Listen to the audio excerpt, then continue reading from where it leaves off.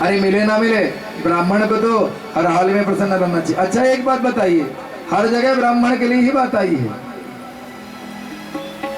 हाँ, संतुष्ट रहना चाहिए केवल ब्राह्मण के लिए। जानते हैं क्यों? जिससे अन्य भक्तों को बुरा ना लगे। नहीं तो कहा जाएगा तो घर गृहस्थी ब्राह्मण की हो जाए, साधु की हो जाए, सन्यासी को, सबकी गृहस्थी आप लोग चलाते हो। ध्यान रखना, आप लोगों के पास से फाइनेंस होता है, बता दिए अरे मुझे ये करना है भक्तों को, बस भगत लोग अपना अपना लिफाफा ला के रख दे गए, काम हो गया। बड़ी महिमा गाई। मेरा मतलब सिर्फ इतना था, एक बार मिलने आप बस जाइए सरकार। और रही बात उनके पते की, वो पता मुझे मालूम है। हस्ते धोना द्वार बत्याम, आजकल वह द्वारिकापुरी में द्वारिकाधीश बन करके विराजमान है। बड़ी महिमा है उनकी द्वारिकापुरी में। स्वामी अपने लिए ना सही, पर एक बार मेरे लिए, बच्चों के लिए मिलने जरूर चले जाइए। क्या आपने सखा का इतना नाम सुनकर के आपको मिलने का मन नहीं होता है? सुदामा जी बोले, अरे बाबरी, तूने खूब मन की बात कही, आज बड़ी सुंदर बातें कही। आज तो और भी उतावलापन हो रहा है, मिलने को तो मेरा मन खूब होता है, पर तू कह रही है तो और भी ज्यादा आज मन पड़ गया।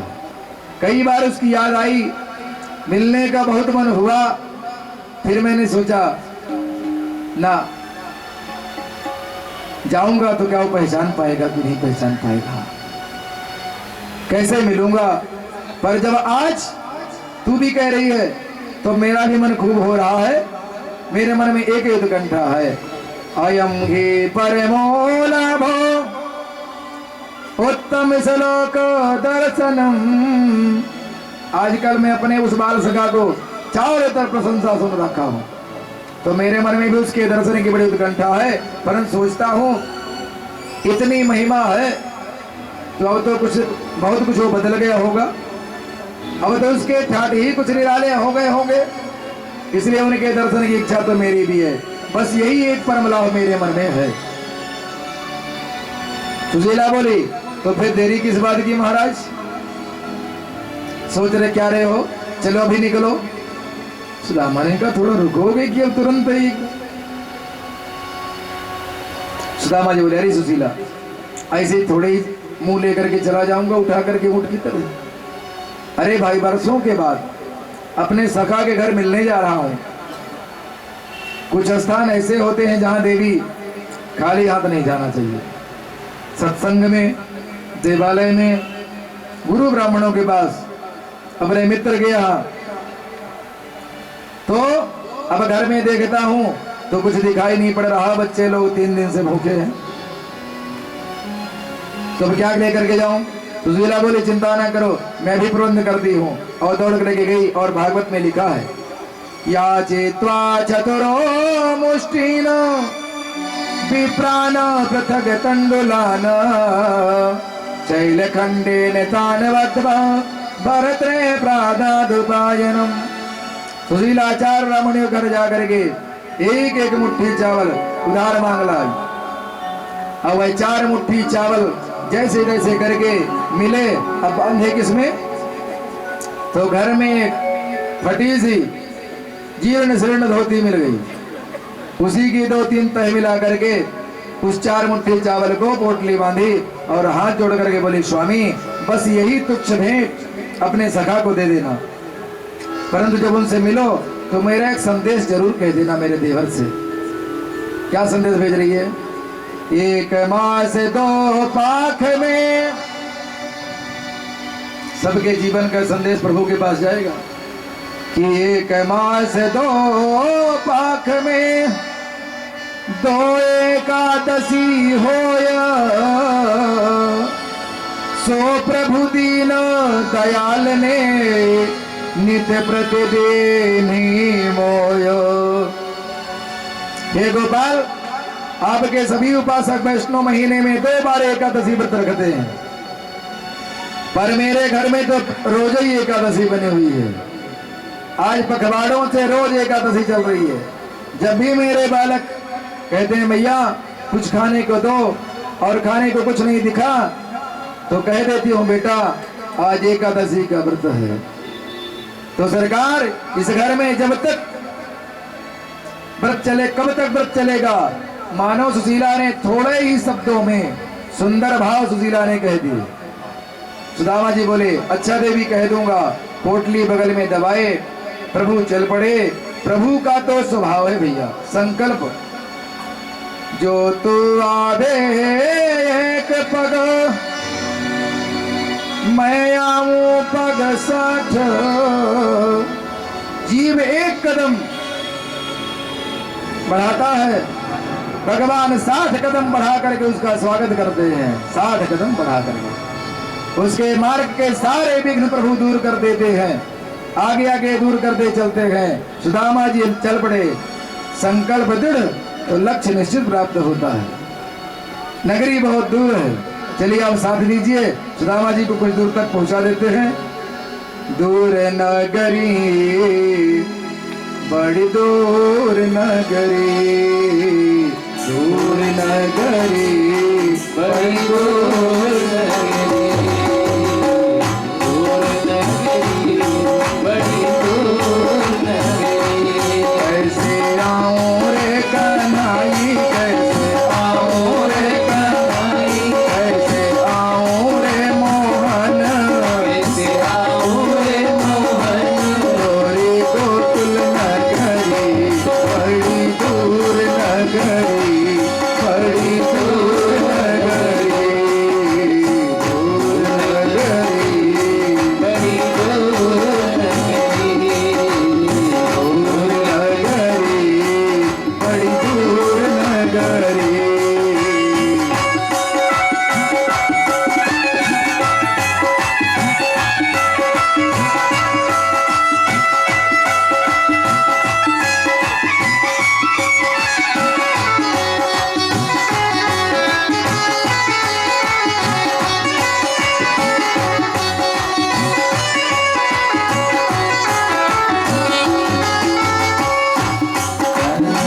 दूर नगरी बड़ी दूर नगरी, दूर नगरी बड़ी दूर नगरी। कैसे आऊं रे मोहन, कैसे आऊं रे कन्हई, गोरी गोकुल नगरी बड़ी दूर नगरी, बड़ी दूर नगरी। कैसे आऊं रे कन्हई, कैसे आऊं रे मोहन, गोरी गोकुल नगरी बड़ी दूर नगरी, दूर नगरी बड़ी दूर नगरी, दूर नगरी बड़ी दूर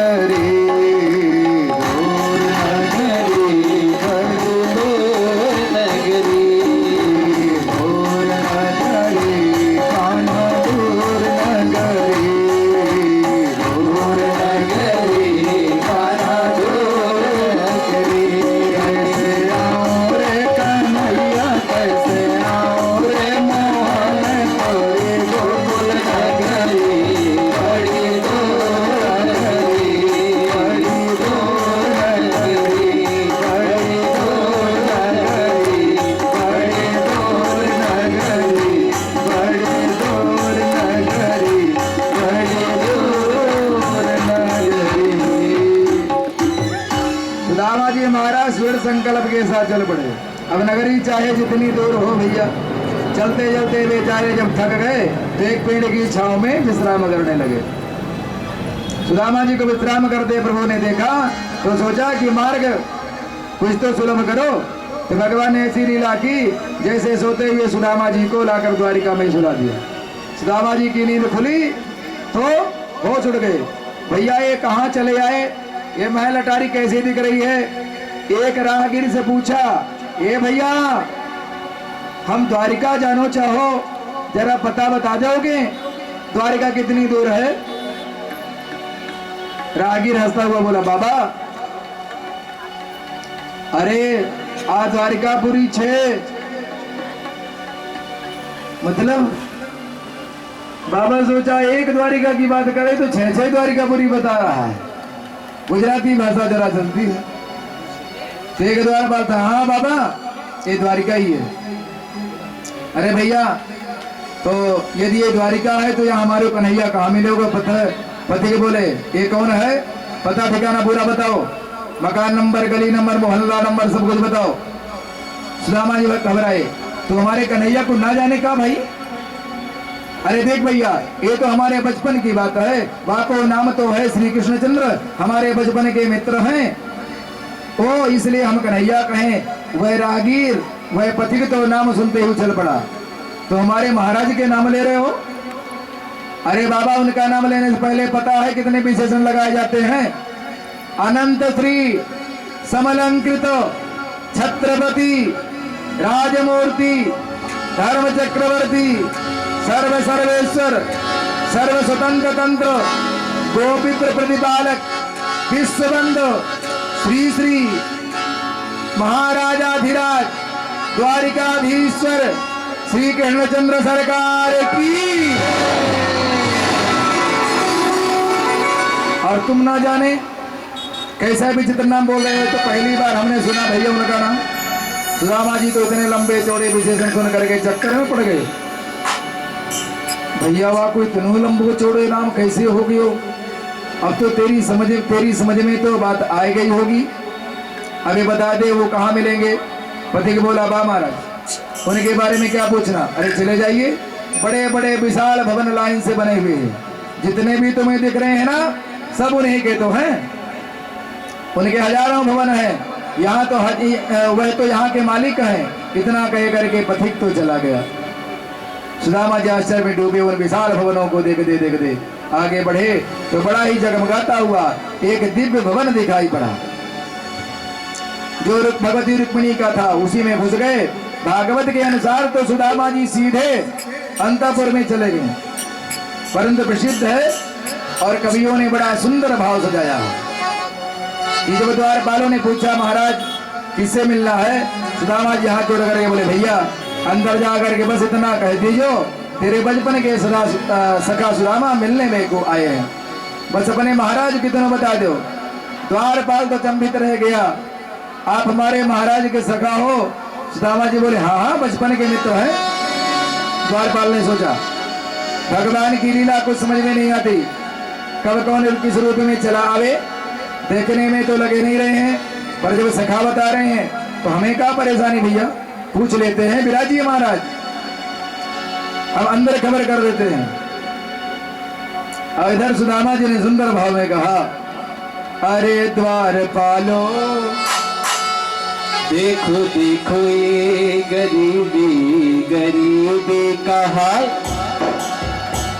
कृष्ण के दर पे विश्वास लेके आया हो। मेरे बचपन का यार है मेरा श्याम,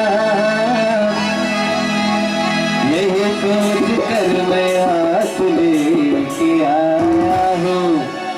अरे द्वारपालो कन्हैया से कह दो, अरे द्वारपालो कन्हैया से कह दो कि मिलने सुदामा गरीब आ गया है। मिलने सुदामा गरीब आ गया है।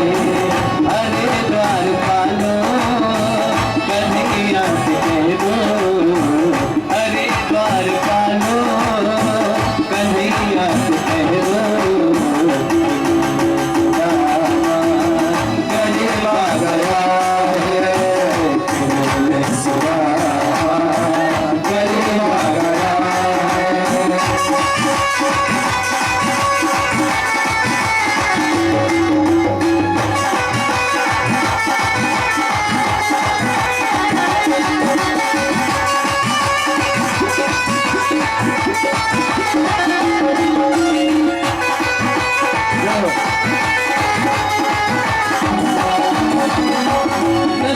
पे है पगड़ी न तन पे है जामा, बता दो कन्हैया को नाम है सुदामा, बता दो कन्हैया से नाम है सुदामा, बता दो कन्हैया से नाम है सुदामा। नतर पे है पगड़ी नतर पे है जामा, बता दो कन्हैया नाम है सुदामा। नतर पे है पगड़ी नतर पे है जामा, बता दो कन्हैया से नाम है सुदामा, बता दो कन्हैया से नाम है सुदामा। तुमको बार मोहन से जा करके कह दो, तुमको बार मोहन से जा करके कह दो, नसीब आ गया है तुम्हारा सदाब, नसीब आ गया है। अरे द्वार पालो कन्हैया से कह दो,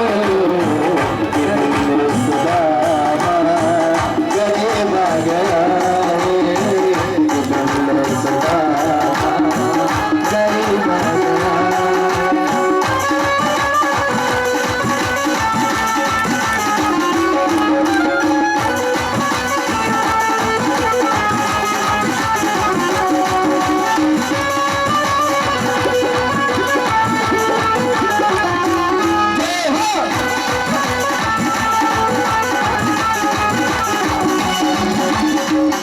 सुनते ही चले आए मोहन, लगाया गले से सुदामा को, लगाया गले से सुदामा को, लगाया गले से सुदामा को। सुनते ही दौड़े चले आए मोहन, लगाया गले से सुदामा को। सुनते ही दौड़े चले आए मोहन, लगाया गले से सुदामा को, लगाया गले से सुदामा को। और क्या हुआ? हुआ रुक्मणी को बहुत ही अचंभा, हुआ रुक्मणी को बहुत ही अचंभा। अजीब आ गया है तुम्हारा कहना, अजीब आ गया है तुम्हारा कहना, अजीब आ गया है। द्वार पालो कन्हैया से कह दो करना, द्वार पालो कन्हैया से कह दो कि मुझे सुदामा गरीब आ गया है। अरे द्वार पालो कन्हैया से कह दो सुदामा गरीब आ गया है, सुदामा गरीब आ गया है।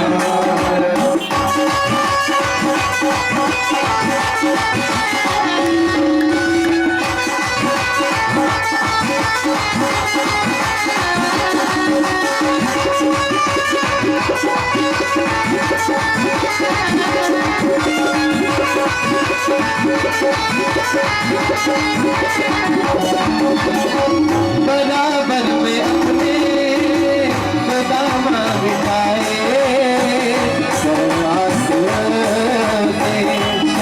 ने बुलाए, श्याम ने बुलाए,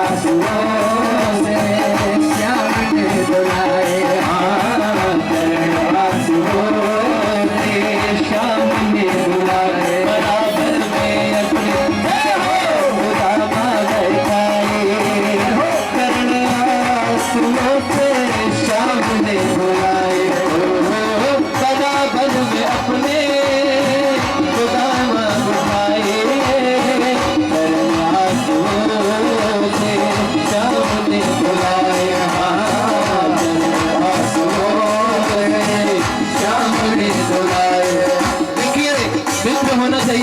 लीजिए था। जब इनके शरण में आ गए, प्रभु की शरण में आ गए, तो भगवान ने क्या कहा, जैसे आप गुरुदेव की शरण में आए तो गुरुदेव क्या कहते हैं कि न घबराओ प्यारी, कहते न घबराओ प्यारे जरा तुम सुदामा, न घबराओ प्यारे जरा तुम सुदामा, खुशी का समाना तेरे करेवा गया,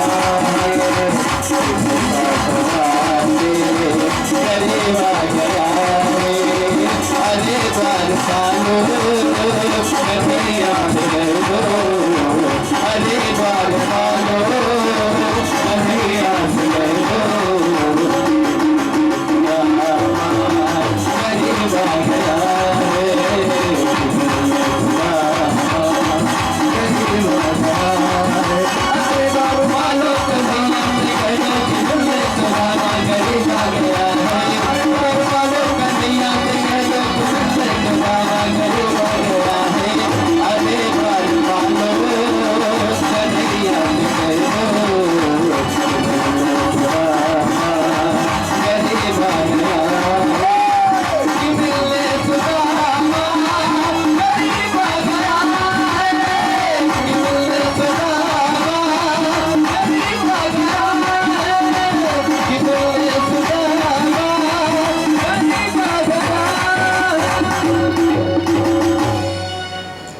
कब कौन किस रूप में चला आए देखने में तो लग नहीं रहा, पर जब भगवान का सखा बता रहा प्रभु का हमारे, तो पूछ लेते हैं विराजिए महाराज।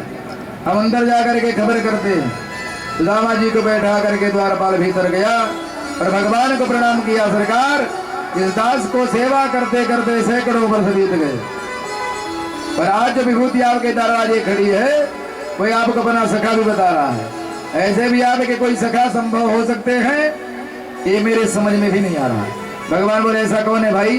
द्वारपाल बोले सरकार यही तो समझ में नहीं आता कि ये कौन है। शीस पगा न झगा तन में, प्रभु जाने को आही बसे कहीं ग्राम, धोती फटी सिलटी दुपटी, अरु शेष अरु पाय उपान हो नहीं सम, द्वार खड़ो दुज दुर्बल एक, रहो चकिसो बहुधा अधिराम, पूछत दीन दयाल को धाम, बतावत आपनो नाम सुदामा। जो परमात्मा ने सुना क्या बोले? सुदामा। क्यों परमात्मा तुरंत दौड़ लगाई, सुदामा सुदामा सुदामा सुदामा सुदामा। कन्हैया कभी गिर पड़ते हैं, कभी उड़ पड़ते हैं। गले का पीताम्बर गिर गया कन्हैया के, लेकिन दौड़ रहे हैं, भाग रहे हैं। क्यों? सुदामा ने देखा, देखते ही रह गए, बस एक दूसरे को देखते ही रह गए। कन्हैया कहते हैं सुदामा, सुदामा कहता कन्हैया, और ऐसे मिले मानो ऐसा लग रहा उस समय पर कि प्राण एक है, सिर्फ शरीर दो है, बस एक प्राण दो दे। ले गए उठा करके प्रभु। नहीं जा रहे हैं सुदामा। क्यों नहीं जा रहे हैं? कन्हैया अब क्या अंदर जाने की अब कोई बात ही नहीं रहेगी। कन्हैया ने कहा क्यों? चलो अंदर। बोले लाला अब अंदर ना ले जा। बोले क्यों? बोले कन्हैया आज सारे संसार के सामने, सारे संसार के सामने तूने मुझे अपने गले लगा लिया, ये कम है? बस कन्हैया अब मुझे सब कुछ मिल गया, कुछ बाकी नहीं रह गया। आपने सारे संसार के सामने दिखा दिया कि मित्र क्या होता है। कन्हैया बोले नहीं, चलना ही पड़ेगा। खींच करके परमात्मा ले गए, उठा करके और अपने सिंहासन पर बैठाया। रुक्मिणी पानी लेकर के आई, परात लेकर के। परमात्मा ने कहा चलो जल्दी से परा